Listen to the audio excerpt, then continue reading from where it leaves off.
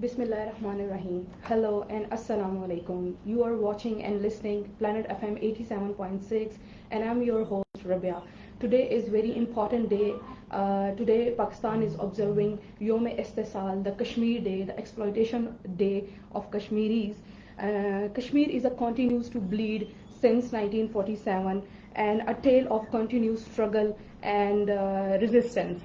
Uh, it was on 5th August 2019 when the RSS-backed BJP revoked the Article 37A and 35 in the blatant violation of international laws and norms and stripped Kashmiris of all political, social, and economic activities, and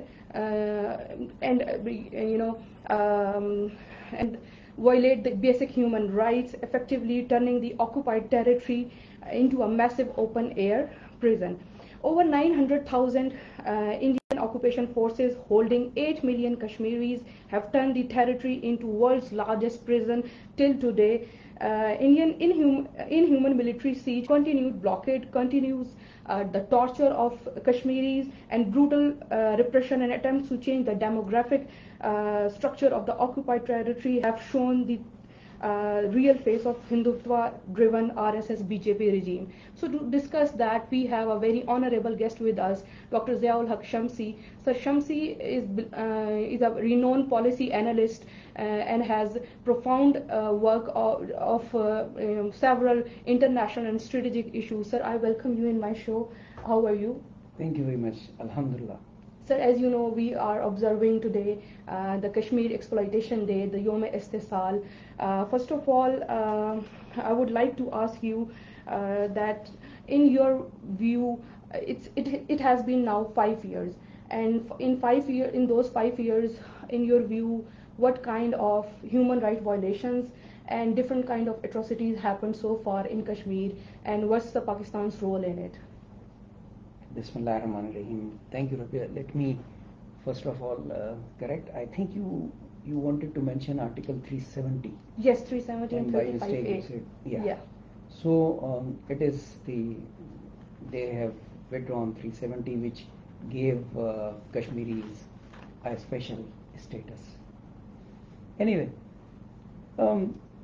actually a lot is being talked about Kashmir over the last 76 years. Yeah.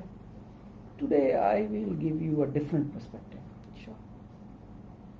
So that it has some academic value, it has some practical value and all.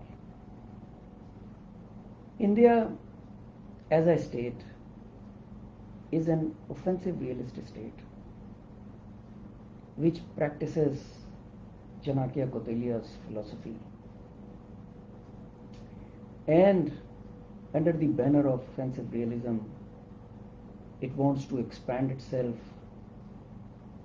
so that it exercises its influence on the nearby states, which are smaller states, and by doing so, under the banner of security, it continues to expand itself. Now, since it is occupying a territory for the last 70 plus years, so the people of Kashmir who are resisting the occupation, it continues to cause atrocities on them so that they are unable to get liberation from India. Right. The same is perhaps happening in Palestine also. Indeed. What happens is that if a bigger power is holding a territory, and now it has included 5th August 2019, as you rightly said, it has included it in its union. Yes. Now to get it liberated is not an easy task. Especially for the people of Kashmir who are sacrificing for the last 76 years. They are unarmed. They don't have any material support from outside. Pakistan, under the changed paradigm, also cannot provide them arms, ammunition, or any military support. It can only give them diplomatic and moral political support. Okay. So that is why it is becoming more and more difficult for the people of Kashmir, like it is happening to people of Palestine. Because over there also, the occupier is very strong and has international support. In India's case also, occupier is very strong and has international support, because even when the Kashmir is a declared disputed area, nobody speaks except Pakistan. Nobody speaks for the people of Kashmir from the international community. Right. India is committing heinous crimes. You've already narrated that over 900,000 soldiers are there, but nobody checks them. Nobody says anything. This is what a revisionist state or offensive realist state does, and this is how they gain political support for their actions, which are against human rights, women rights, children, elders. Why do we support? Number one, we are an Islamic state. We came into being in the name of Allah. And what Islam teaches us, that you always favor the one, the suppressed. Number one. Number two, Islam teaches us that even in wars, you cannot harm women. You cannot harm unarmed elders, animals, children, women. So we belong to that category of people. Whereas Indians do not believe in these things. They are using brute force against the people who are unarmed. My question is, how long the people will continue to bleed, continue to sacrifice their lives? Till such time, yes, it is my belief that till such time they accomplish their objectives. But it is, as I said before, very difficult in the prevalent environment. What I am coming to at is that for the last 1 year I am writing that we are, or the world is at World War 2.5. More than 40% of world's population is facing wars and conflicts at this time, as I am talking to you. There is a war in Europe, Ukraine, Russia. Yes. There is a war in the Middle East. There is a continuous conflict in South Asia. There is tension in South China Sea. Yes. There is tension in many countries of Africa, from where people want to liberate from the colonial empires, especially France, Niger, Burkina, etc. So about 40% of world's population is facing wars and conflict at this time. Look at the state. Wherever the occupier is strong, the entire international community continues to support them. Like now, everybody knows, ICJ, even the International Criminal Court also knows that Israel is committing heinous crimes, ethnic cleansing, not religious cleansing, or genocide. But nobody can do anything. World bodies, UN, we have n number of UN resolutions where Kashmir was declared as a disputed territory and Palestine was declared as an occupied territory. But UN is unable to implement its own resolutions. Right. So, what I am coming at is, wait. Wait for your time. Because this is not the right time. International environment is about to change. This unipolarity or the sole superpower of America is inshallah going to change, and we are going to have a multipolar world in which China and Russia will have a very, very important role. They are challenging the supremacy of America in the name of that US commits crimes against humanity. So if Russia and China are rising with this aim and getting the support of the developing countries, they are actively pursuing the process of de-dollarization. And the day it is done, that is more than 30% or reaches 40%, that we start to trade in local currencies or mutual currencies or in some other currencies other than dollar, the decline of US will be even faster. What I am suggesting, people may not like it. What I am suggesting for the people of Kashmir also and for people of Palestine also, wait for your moment of excellence. Inshallah it will come. Inshallah. Because we have studied very keenly the rise and fall of great empires. Absolutely. It was only about 100 years ago that all these areas were under the Muslims' control. Isn't it? Yes. So if it has changed hands, because during this time we slept, the Islamic states or the Ummah slept and slept very deep, that is why the enemy has risen.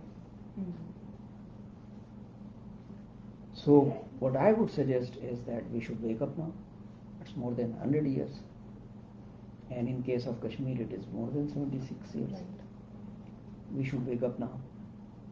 The entire Ummah should speak about these atrocities, both against Kashmiris and Palestinians, with one voice.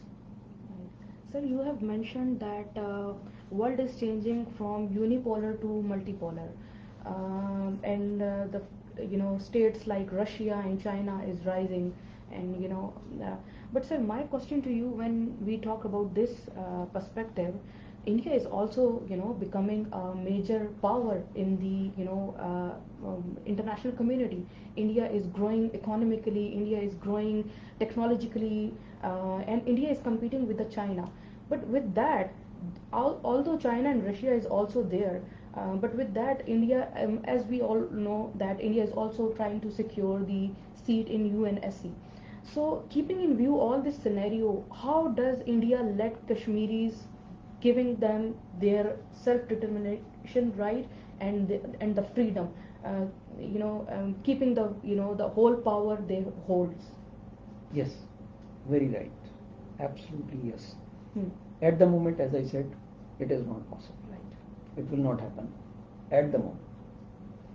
But whenever the international environment changes and the international system changes, then India will have to or will be forced to accede to the demand of the people. At the moment, you are absolutely right. It is not possible. And that is why I am asking them to wait. In my opinion, at the moment, since India has the support of international community, I am talking of a situation where India will lose the international community, no matter how strong India itself is, like Israel also. At this time, if US withdraws its support from Israel, Israel will not be able to stand one day. It has lost its game. Isn't it? True. That is what I am suggesting. Wait for the time when international community or the evolved international environment forces India to accede to or the grant the people of Kashmir the right to self-determination under the UN resolutions. Okay. Till then, my advice to the people of Kashmir is consolidate yourself. Keep the resistance alive. Keep the resistance alive politically. Right. Politically. Keep speaking at every forum. There are Kashmiris all over the world. There are Pakistanis all over the world. Kashmiri diaspora is working very hard internationally. Keep doing it. Just take the example of Khalistan movement. Yeah. How did they go about it? They went to Western capitals and got the referendum done in Western capitals like Canada and Britain, etc. Isn't it? Yeah. Yes, they haven't achieved the objective, but that does not mean that they will give up their resistance. And I am not asking Kashmiris to give up their resistance. What I am suggesting is that gather your strength, wait for the time, move politically, because militarily you cannot achieve the objective against such a strong force. True. When we talk about the revocation of Article 370 and 35A by the Indian government was not merely a constitutional amendment, but it was a profound breach of the promises made during the partition of British India.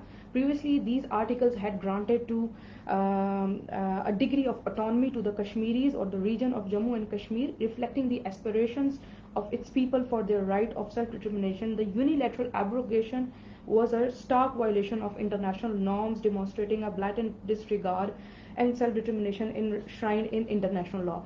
Sir, my question to you, when we talk about the violation of international law, how can the international community can effectively pressurize India to address the human rights crisis in Kashmir? Yes, as we've been talking since last about 20 minutes, Yeah. international community does not bother about it. At the unilateral changes in the constitution, it was only Pakistan which speaks. No other community, no other country, no other international organization. Isn't it? And this emboldens India because they know nobody will speak. So therefore, what I am suggesting is that consolidate yourself. This is not the right time to bang your head against a concrete wall. But the concrete wall will slip when you start to pull out its foundations. And its foundation will move only when you keep the resistance alive, gather your strength, improve your image and point of view across various capitals, all right, and wait for the international system to evolve as a multipolar. Only then international support will also come, local support will also come, okay, and the regional support will also come. And I think, sir, despite of all these human rights violations, the international law and international community response towards the atrocities in Kashmir are mixed. Their response is always kind of biased or a mixed. So while some countries and organizations have condemned the actions of Indian government, but others have remained silent throughout these, especially these 5 years when the control of Indian government has been massive in the Kashmir. Yeah, they will remain silent. Why? Because they have their lot of interest in India. True. It's a big market, number one. Number two, it is siding with the US as a strategic ally in the Indian Ocean. And then Indian diaspora is also very, very strong. We've just had an Indian origin Prime Minister in the UK. Yes. Do you expect that UK will say something for the people of Kashmir? No. We have Indian origin Vice President in the US at the moment, and she is contesting the elections to become a President of the United States. Do you think US President who has an Indian origin will ever let United Nations implement its own resolution? No. So international environment, as I said before, is not in the favor of the oppressed people at this time. Neither is Ummah interested, nor are the Western capitals, and nor are the major stakeholders except Pakistan. My advice to obviously Pakistan is you are doing the right thing. You are on a solid foundation. Yeah. You continue to support the poor people of Palestine and Kashmir. Sir, keeping in view the all this situation, we cannot deny the political and economic interests or stakes of different states. But on the other side of the coin, peace and stability of the region is also very important. When we talk about India's high political and economic objectives, but that cannot be achieved when there is no peace and when there is continuous tension and conflict in the certain part of the region. Yet we do not say any we do not say or we cannot take up any profound step to resolving Kashmir issue. How do you see that when it comes to regional stability and peace as well? Regional stability, I've always been very concerned about the regional stability because this region has really suffered a lot. The people of this region suffered a lot. If you talk of South Asia only, we are 8 countries, and obviously India is right in the center. I mean, just look at their location. They're right in the center and very big, massive landmass. Nepal, Bhutan, Bangladesh, here Afghanistan, Pakistan. Yeah. Towards India's east and north are very, very small countries like Nepal, Bhutan, etc. And west, Pakistan is resisting India's hegemonic designs. But Afghanistan obviously has suffered a lot in the last 4 decades. True, sir. It is war-ridden.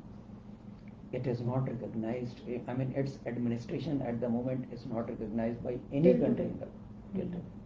I think China has only recently recognized.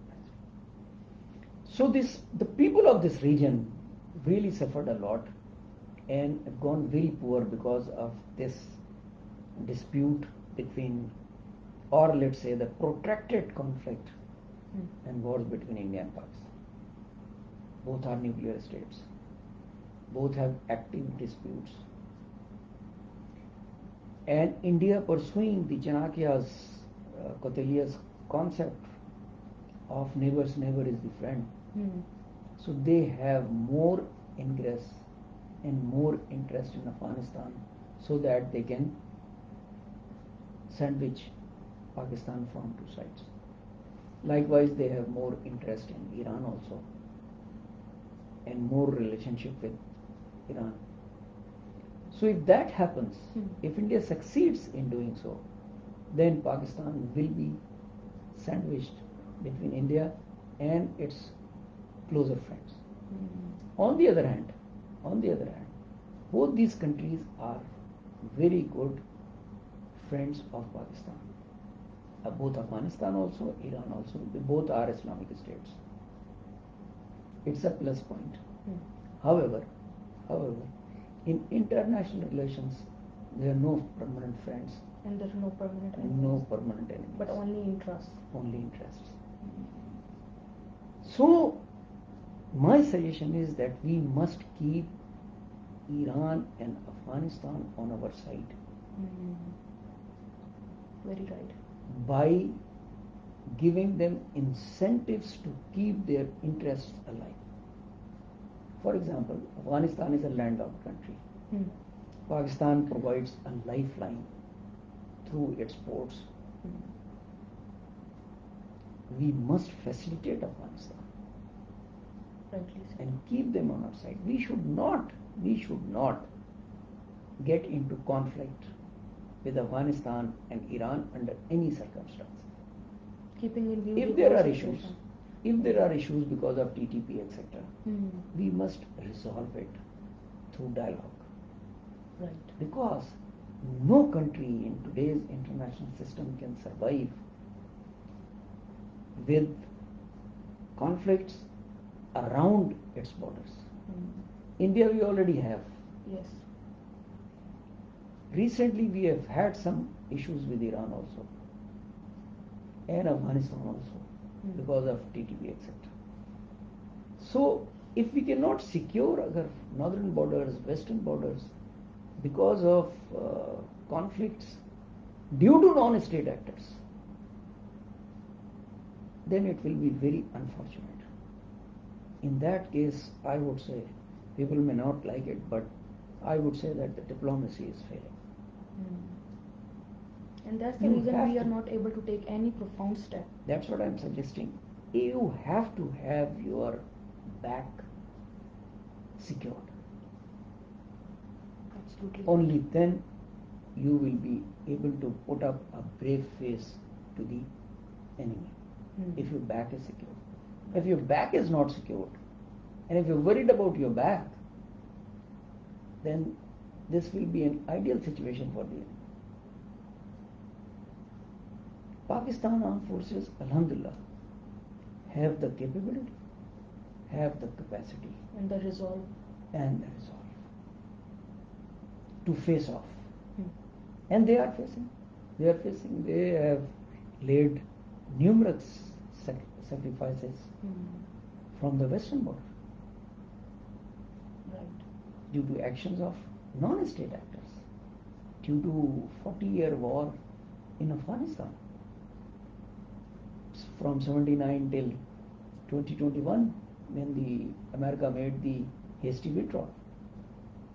It was Pakistan which safely evacuated America and the people, and not only the American people only or American soldiers only, from all western capitals, the people who were there when suddenly US withdrew on 14th August 2021, there were a lot of people, a lot of foreigners over there.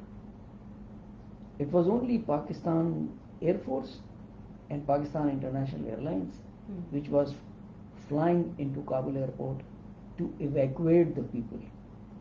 People from international organizations and the countries, and those countries and international organizations did thank Pakistan because they know that only we could save them from the people from the Afghan people who were converging onto capital because the US was leaving. Right. Sir, during the recent decades, India's political dynamics has been deeply influenced by Narendra Modi and his policies, and this is his third time to rise in power, and reflects blend of political ambitions, economic goals, and societal division in all over the India, and particularly in Kashmir. It is important to distinguish between violence used for Hindutva fanaticism and violence used for business interests. So this distinction is crucially and equally important for comprehending the reasons for becoming Modi India's largest serving political hard right premier, with the significant implications for both domestic policy and international relations. So how does the Modi government strategy in Kashmir balance the dual narrative of division and development? Good question, and rightly put up. Yeah. Look, Modi has lost a lot of support in the recent only because of these hardline activities. Okay. And its handling during the COVID also. People are not happy. This time, yes, there is no doubt that he is third time premier continuously. But he has formed a coalition government this time, which is weak. He does not have that kind of support which he had in the previous government. Right. So people of India will have to make a choice whether India wants to continue as a secular state or it wants to become a pure Hindu state, because that's what Modi is trying to achieve. Modi gets support of the hardliners and Hindu nationalists, whereas the opposite parties or the opposition parties get vote for their secular ideas. I'm not suggesting that when another government will come, if another government comes, they will come and give concessions to Kashmiris. I'm not thinking on that. Because we have seen Congress governments also for the last 50, 60 years. They did not give any concession. But they did not revoke 370 also and 35A also. They were giving them the special status which was granted to them at the time of accession. So there is a difference. The issue is that extremism, rising extremism in India is not only causing unrest in the regional countries, among the regional countries, but also for the people of India. Right. And that is why Modi has lost some support. So if he does not change his strategy in his third term, which is a coalition government, then there are every likelihood that he will not be able to complete this tenure this time. Because the opposition parties, if today they withdraw their support, Modi government will collapse. And sir, another thing, often when the narrative division and development, we raise, the majoritarian consolidation and economic interest lies, in the parallel Gujarat model, where you can say that democratic principles were compromised and human rights principles were compromised over the economic interest. So we can also, see the parallel in the Kashmir, where the democratic and human rights principles are compromised, and raising the narrative and doing some development over there. There is no doubt that he has tried ethnic cleansing in Kashmir. He is trying settlements, illegal settlements in Kashmir, because he has withdrawn 370, so his special status is now withdrawn. So he can make settlements. Earlier, you could not buy the property in Kashmir by the non-Kashmiris, but now the government is supporting them to move in, so that they are able to change the demography of the area. This will cut the businesses of the original Kashmiris. This will cut the jobs for original Kashmiris, and this will he aims to marginalize them in the long run. But as I said, that while these things are happening, we and the people of Kashmir and the Kashmiri diaspora, the Pakistani diaspora, must continue to highlight this without being defensive. We must do it with force, and it is not only on 5th August that we should do these things. It should continue 24/7.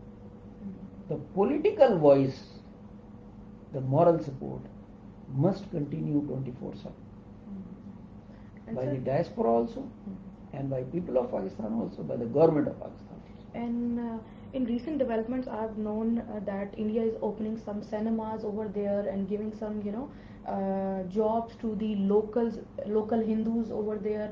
And before that, they were somehow, remain in the marginalized, but now they are, getting more jobs and more opportunities in illegally occupied Kashmir.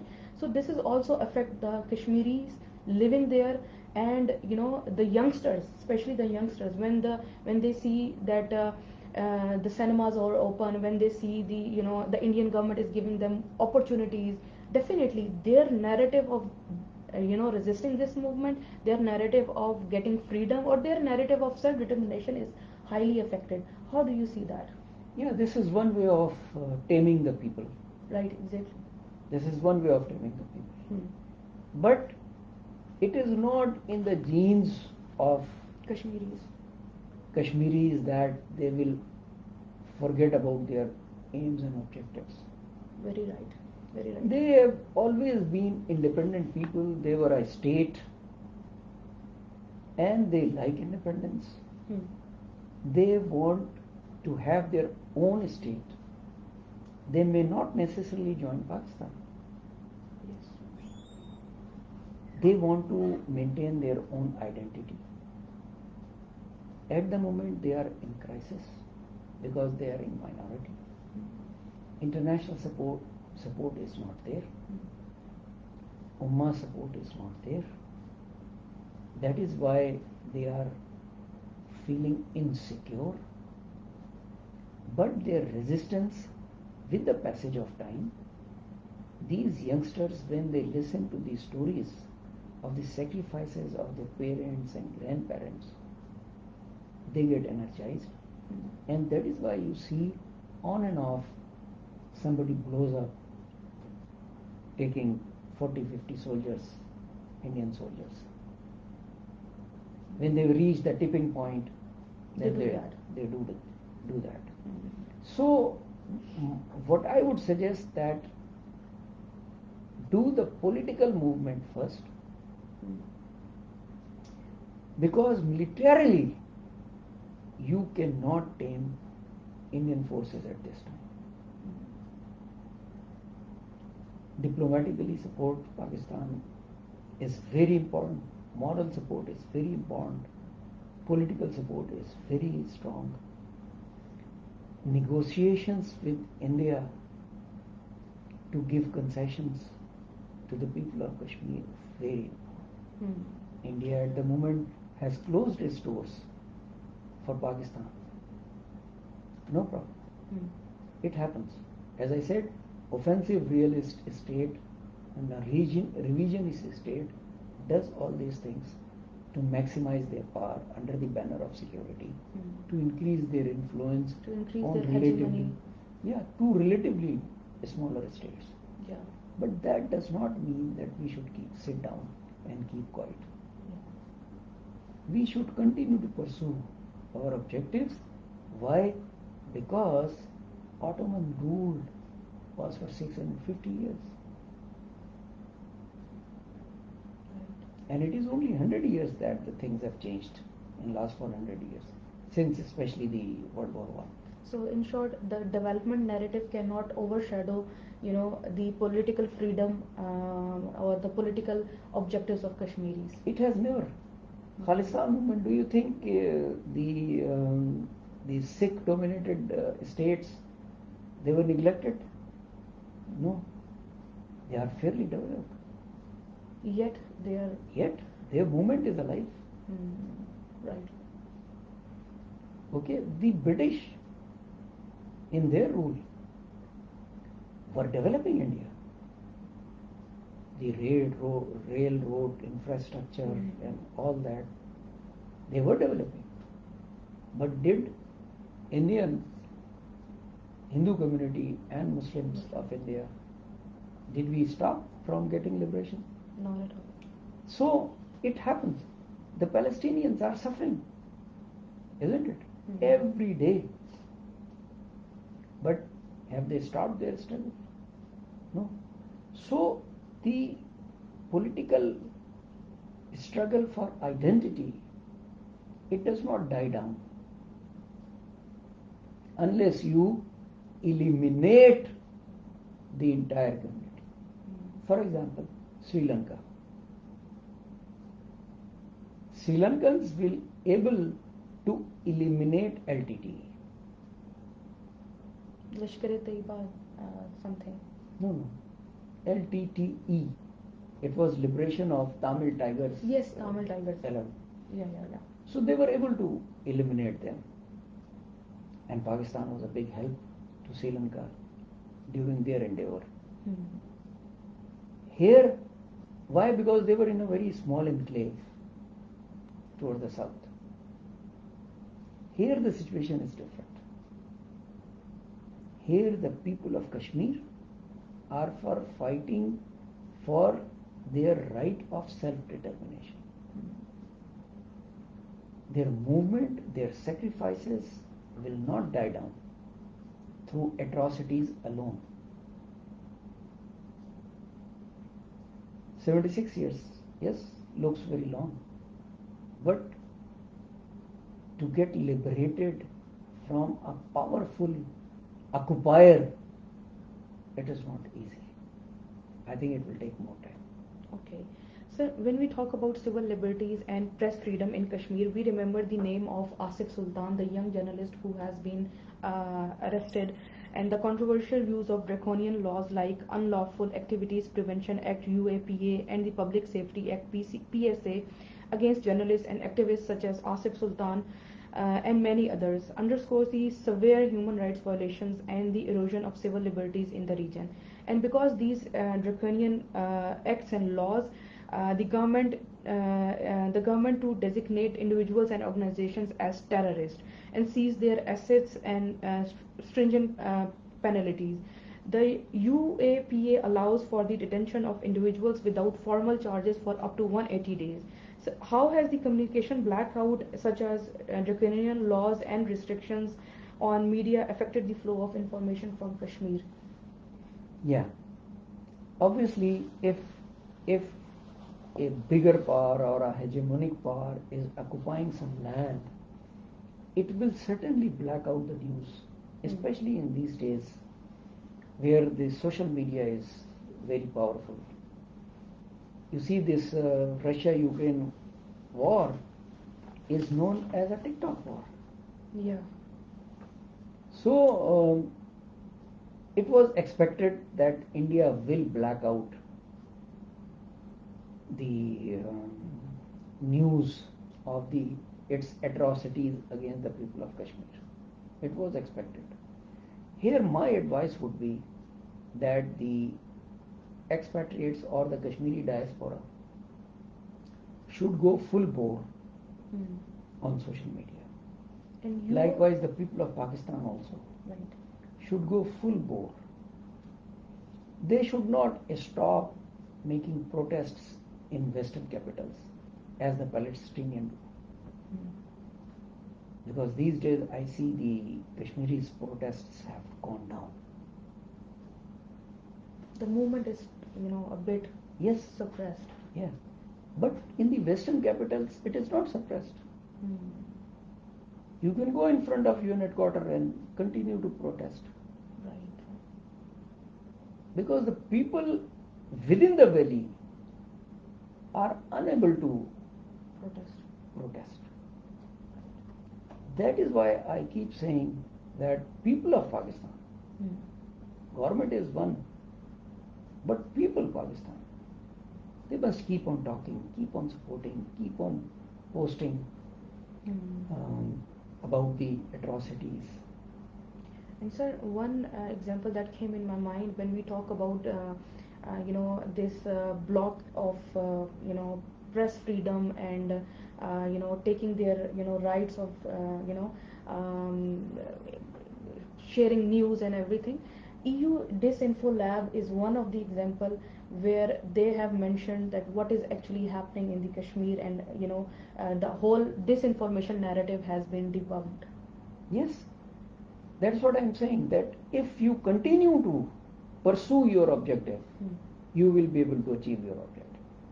But if you leave it in between, then those people, they will suffer more, because they are already suffering.